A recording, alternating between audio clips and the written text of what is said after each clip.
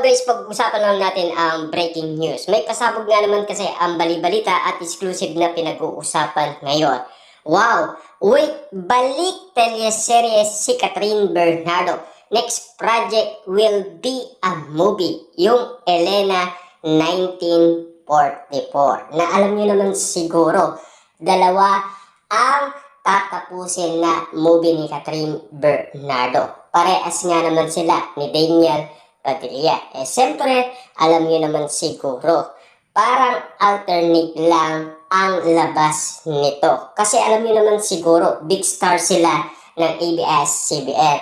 Dahil sa nangyaring iwalayan, pinapakilala ulit sila ng ABS-CBN. Kitang-kita niyo naman siguro, dahil nagkaroon ng pagkakataon si Daniel Padilla na muling suyuin si Catherine Bernardo. At ang ibig sabihin niyan ay pumayag daw si Catherine Bernardo. Dahil ayon sa balita sa atin ng ABS-CBN, nagkaroon ng collaboration project ang Katniel. Siyempre, tuloy-tuloy ang usapan at tuloy-tuloy pa rin ang promotion ng Katniel.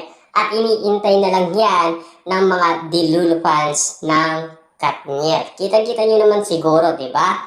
Yung nangyari sa ABS-CBN board, kung bakit nga naman kasi patuloy na pinag-uusapan sina Daniel Padilla at Catherine Bernardo. Dahil alam niyo naman siguro, pinababango ang pangalan ni Daniel Padilla.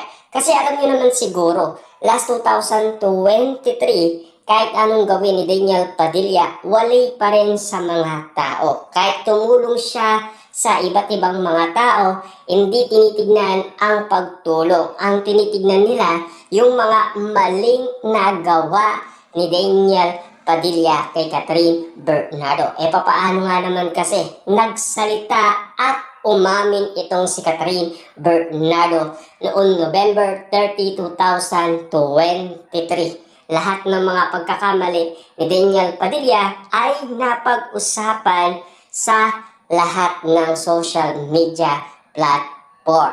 Siyempre si Daniel Padilla nananahimik pa rin. Pero nagsalita naman si Daniel Padilla at inamin niya sa lahat ng tao na talagang umina ang Katniel. Kitang-kita niyo naman siguro ang naging resulta.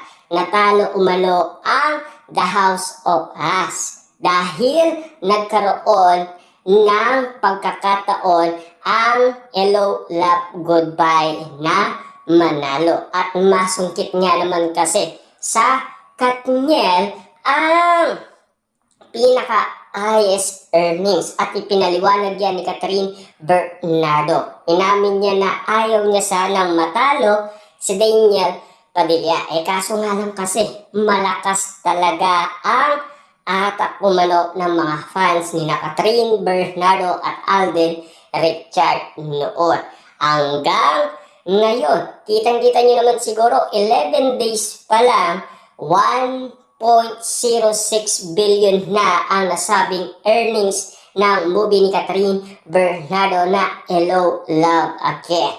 Na ngayon, kitang-kita niyo naman siguro, nagpasiklab ng kagalingan itong si Daniel Padilla sa incognito na teleserye. Na alam niyo naman siguro, ang resulta ng kanyang ratings ay 56%.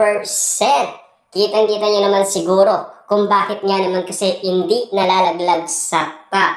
Pero susubukan natin sa movie si Daniel Padilla. Dahil alam niyo naman siguro, niluluto na ang movie ni Daniel Padilla. Dahil kung nakitaan ang usay at kagalingan ni Daniel Padilla sa teleserye, bakit sa movie? Baka kakaiba rin ang ipapakita ni Daniel Padilla. Titignan na lang natin kung talagang malakas si Daniel Padilla sa maraming tao. At kung iina si Catherine Bernardo. Kasi ika nga ng maraming tao, baka daw si Mayor Mark Alcala ang makasira sa career ni Catherine Bernardo. Kitang-kita niyo naman siguro kasi ang mga tao mismo ang nagpaliwanag dyan kung bakit nga naman kasi mas sinuportaan nila si Daniel Padilla kesa kay Catherine Bernardo. Kita nyo naman, dumadami ang mga haters ni Catherine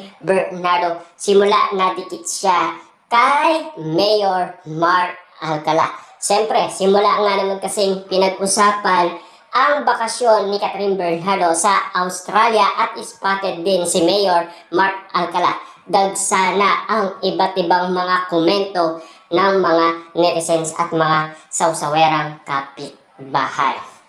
Na alam niyo naman siguro, umina din ang Katniel sa teleserye. Kung bakit nga naman kasi matagal bago gumawa ulit sina Daniel Padilla at Catherine Bernardo ng mga teleserye. Diba? Kita-kita nyo naman siguro ang naging resulta. Si Catherine Bernardo, ayon sa mga paliwanag ng ibang tao, ginamit daw si Alden Richard. Na alam nyo naman siguro kung bakit. Ayon kasi sa karamihan, ginamit daw si Alden Richard para nga naman kasi magkaroon ng pondo daw ang ABS-CBN. Kita-kita nyo naman siguro. Alam nyo naman siguro ang pinagdaanan ng ABS-CBN dahil nawalan ito ng prangkisa. Yan kasi ang mga paliwanag ng iba't ibang mga tao. Dahil alam nyo naman siguro, si Alden Richard ay talagang super lakas niya sa mga netizens at mga sawsawerang kapitbahay. Lalo-lalo na ang kapatner niya pa, isang Catherine Bernardo, na alam nyo naman siguro, paboritong usapan sa social media. Simula nga naman kasi sa iwalayan ng Katniel noong 2023. Kitang-kita nyo naman siguro lahat ng mga paliwanag ng lahat ng mga tao.